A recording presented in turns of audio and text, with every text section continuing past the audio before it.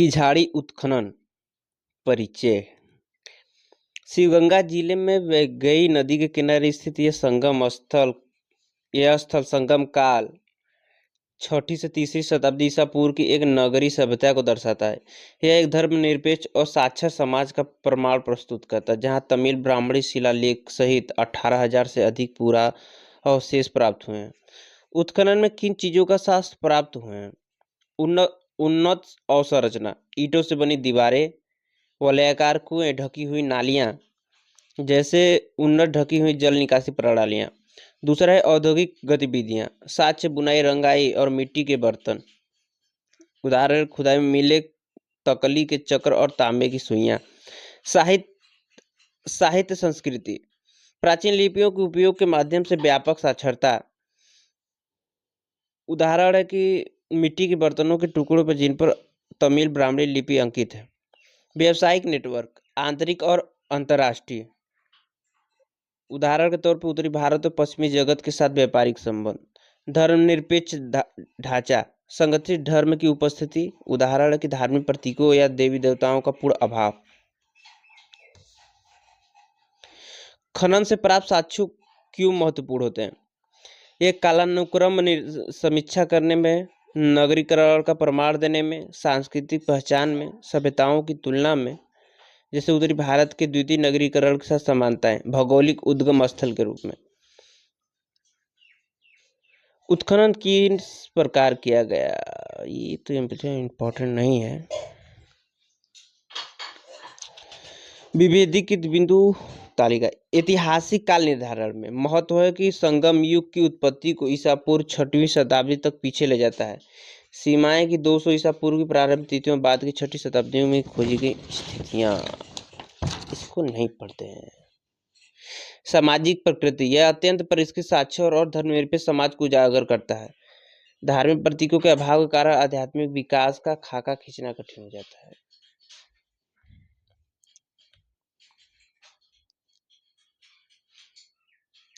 भारतीय प्राचीन चिकित्सा, एंशिएंट इंडियन मेडिसिन। गोवा में सुश्रुत और चरक की प्रतिमाओं का अनावरण किया गया। परिचय की सुश्रुत 600 ईसा पूर्व, काशी और चरक 2री शताब्दी ईसा पूर्व। कुषाण साम्राज्य, प्राचीन भारत में शल्य चिकित्सा और आंतरिक चिकित्सा के अग्रणी विद्वान थे। अपने अपने क्षेत्र में जनक माने जाने वाले इन दोनों ने सुश्रुत संहिता और चरक संहिता की रचना की, जो आयुर्वेदिक चिकित्सा के महान त्रयी के 2 स्तंभ हैं। सुश्रुत के महत्वपूर्ण योगदान। सुश्रुत संहिता में लेखक जिसे 2 भागों में विभाजित किया गया है, पूर्वार्ध और उत्तरार्ध। यह आयुर्वेद चिकित्सा के महान त्रयी महर्षि चरक द्वारा लिखित चरक संहिता, वाणभट्ट द्वारा लिखित अष्टांग हृदय भी। चिकित्सा के जनक, इन्होंने 8 प्रकार की शल्य प्रक्रियाओं, मतलब शल्य सर्जिकल प्रोड्यूसर का उल्लेख किया है। छेद्य, उच्छेदन मतलब छेद मतलब उच्छेदन। लेख्य मतलब खरोच लगाना। वेद्य मतलब छिद्रण। एस्य मतलब अन्वेषण। आहे मतलब निष्कर्षण। वस्त्र मतलब निकासी। और शिव्या टाके लगाना। मेरे शरीर का उपयोग करके विस्तृत अध्ययन इन्होंने किया था। प्लास्टिक सर्जरी का जनक इन्हें माना जाता है। किसको? सुश्रुत को। चिकित्सा नैतिकता की मूल संहिता की स्थापना इन्होंने की थी। अगर इस चीज को कंसाइज किया जाए तो महर्षि द्वारा लिखी चरक संहिता, चिकित्सा के जनक और 8 प्रकार की शल्य चिकित्साओं का उल्लेख, मृत शरीर का उपयोग और प्लास्टिक सर्जरी का जनक और नैतिक संहिता। चरक का महत्वपूर्ण योगदान। चरक संहिता के रचयिता और औषधि पौषों की सूचीबद्ध की इन्होंने, जैसे चिकित्सीय गुणों को दस्तावेजीकरण किया गया। त्रिदोष सिद्धांत 3 दोषों पर निर्भर होता है, वात, पित्त और कफ। दोषों के संतुलन से ही रोग होता है, इनका कहना था। अश्वगंधा, तुलसी, त्रिफला औषधि की चर्चा की इन्होंने। योग, उन्होंने योग को स्वास्थ्य और आत्मा के लिए लाभकारी माना। निष्कर्ष, प्राचीन भारतीय चिकित्सा प्राचीन समग्र उपचार पद्धति और आधुनिक शल्य चिकित्सा की सटीकता के बीच खाई को पाटती है। 2026 में वैश्विक स्वास्थ्य ढांचे में इनका एकीकरण इस बात का प्रमाण है कि जीवन का विज्ञान समकालीन स्वास्थ्य देखभाल और मानसिक कल्याण के लिए एक प्रासंगिक निवारक और टिकाऊ आधार बना हुआ है। बौद्ध अवशेष और पिपरहवा। भारत ने 2025 के मध्य से सोथबीज हांगकांग में होने वाले नीलामी में सफलतापूर्वक रुकवा दी और 127 वर्षों के बाद उन पवित्र अस्थि खंडों तथा रत्न जड़ित खजानों को पुनः प्राप्त कर लिया। परिचय।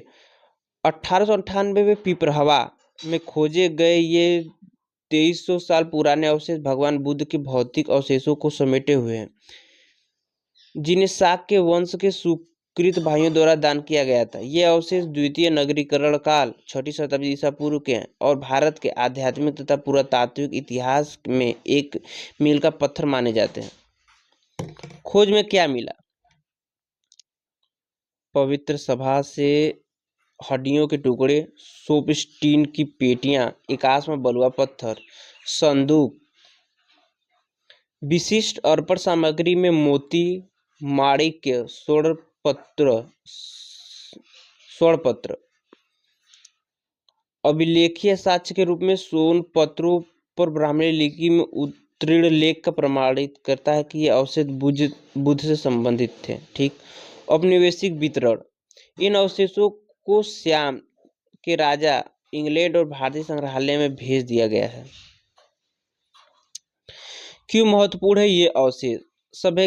सभ्यतागत संबंध में भारत की पहचान को बौद्ध धर्म के जन्मस्थल के रूप में देखा जाता है। पुरातात्विक प्रमाणीकरण में, सॉफ्ट पावर रणनीति में, सांस्कृतिक कूटनीति के एक साधन के रूप में विरासत की वापसी का उपयोग करता है, जैसे दक्षिण पूर्व एशियाई देशों के बीच। ऐतिहासिक निरंतरता में, नैतिक संरक्षण में, जैसे पवित्र वस्तुओं को उन मूल देशों को लौटाने के लिए जहाँ के भी हैं। उदाहरण के धार्मिक वस्तुओं की व्यावसायिक नीलामी के विरुद्ध सफल कानून हस्तक्षेप। निष्कर्ष है कि पिपरहवा उत्खनन ऐतिहासिक बुद्ध और पुरातात्विक प्रमाणीकरण के मध्य की दूरी को पाटते हैं। वर्ष 2026 में अवशेष कूटनीति तथा उच्च प्रौद्योगिकी आधारित मानचित्र दिया गया और विशेष बल इस बात का समकालीन स्मरण करता है कि कपिलवस्तु केवल की बंदियों का स्थल नहीं, बल्कि भारत की आध्यात्मिक, सार्वभौमिक और विश्व के प्रति उसकी सांस्कृतिक पहुंच का एक ठोस आधार है।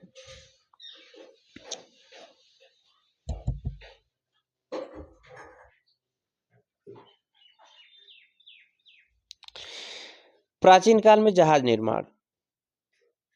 परिचय। प्राचीन भारतीय समुद्री इतिहास की पहचान टकाई विधि से लकड़ी के टकटों को कीलों से जोड़ने के बजाय आपस में सिला जाता था। टकाई विधि क्या है? टकाई विधि लकड़ी के तख्तों को जैविक रस्सियों से सिलकर जोड़ने की पारंपरिक सिले हुए जहाज का निर्माण तकनीक है। कलात्मक अभिलेख मतलब टकाई विधि में क्या होता है? अगला कलात्मक अभिलेख होता है। लचीली संरचना होती है। संरचना जहाज के ढांचे को लचीला बनाती है। वह लहरों और रेतीले उभारों के आघात को सहन कर सके। उदाहरण के सिलुएट ढांचे कठोर लौह ढांचे की तुलना में पथरीले या उथले जल में कहीं अधिक टिकाऊ सिद्ध होते हैं। प्राकृतिक जलरोधन, जैसे सिले हुए जोड़ों को बंद करने के लिए वनस्पति आधारित रेजिन या तेलों का इस्तेमाल। सांस्कृतिक संकेतक, जहाजों पर प्रायः स्वदेशी वनस्पतियों, जीव जंतु और स्थानीय अस्त्र शस्त्रों को दर्शाने वाले चिन्ह एवं अलंकरण बनाए जाते थे। उदाहरण के पारंपरिक युद्ध पोतों का प्रतीक चिन्ह कलरीपयट्टू की लचीली उत्तमी तलवार के समान दिखाई देती है। यह क्यों महत्वपूर्ण है? समुद्री कूटनीति में, प्रौद्योगिकी और टिकाऊपन में और आर्थिक आत्मनिर्भरता में, नौसैनिक संप्रभुता में, रणनीतिक लचीलापन में।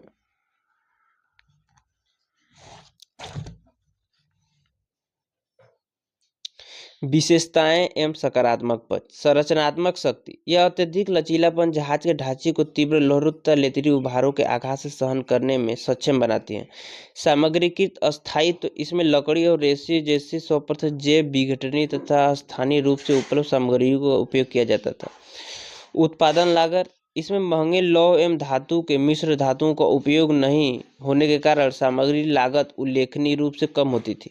लचीलापन, जोड़ों में जंग तथा समुद्री जल के संक्षारक प्रभाव से पूर्ण सुरक्षा प्राप्त होती है।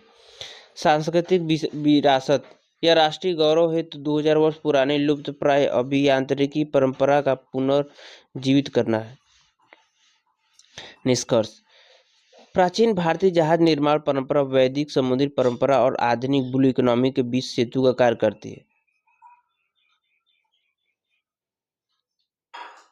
वह 2026 के इसके तकनीक पुनर्निर्माण इस तथ्य की समकालीन स्मृति प्रस्तुत करते हैं कि भारत कभी एक प्रमुख समुद्र शक्ति था, जिसे इंडो पैसिफिक व्यापार एवं सांस्कृतिक समन्वय की उस संरचनात्मक आधारशिला को स्थापित किया जो आज भी वैश्विक भू राजनीति को प्रभावित कर रही है। दक्षिण भारत में लौह युग संस्कृति, iron age culture in South India. कलश दफन प्रथा से जुड़ी इस तरह की अस्थायी स्थापना। परिचय है कि तेनकासी जिले में पश्चिमी घाट की दो मौसमी धाराओं के बीच स्थित इस स्थल का अनुमानित समय 3री शताब्दी पूर्व की शुरुआत में। यह लौह युग महापाषाण काल का एक महत्वपूर्ण परिसर है, जिसकी विशेष उन्नत निर्माण तकनीक और अदिर चन्नूर जैसी प्रसिद्ध उत्खनन में क्या मिले हैं? समाधि स्थापत्य, उदाहरण की कला सामग्रियों की सुरक्षा हेतु निर्मित 1 मीटर गहरा कक्ष। विशिष्ट मृदभांड, प्रतीकात्मक रूपांकन, धातु संबंधी पुरावशेष, अत्यंत सामग्री। यह महत्वपूर्ण क्यों है? यह कलानुक्रमण महत्व में पश्चिमी घाट से जुड़ा। यह तमिलनाडु से पश्चिमी घाट के निकट फली फूली लौह युग की संस्कृति का पहला प्रमाण प्रस्तुत करता है। उदाहरण के यह स्थल कुलाशेगरापरेरी तालाब के पास रणनीतिक रूप से स्थित है।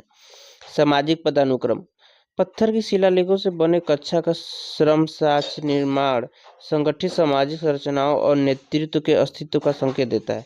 उदाहरण है कि बहुस्तरीय कंकड़ पत्थर भराई, जिसके लिए सामुदायिक प्रयास की आवश्यकता होती है। कलात्मक अभिव्यक्ति, अगला महत्व है कलात्मक अभिव्यक्ति और तकनीकी महारता।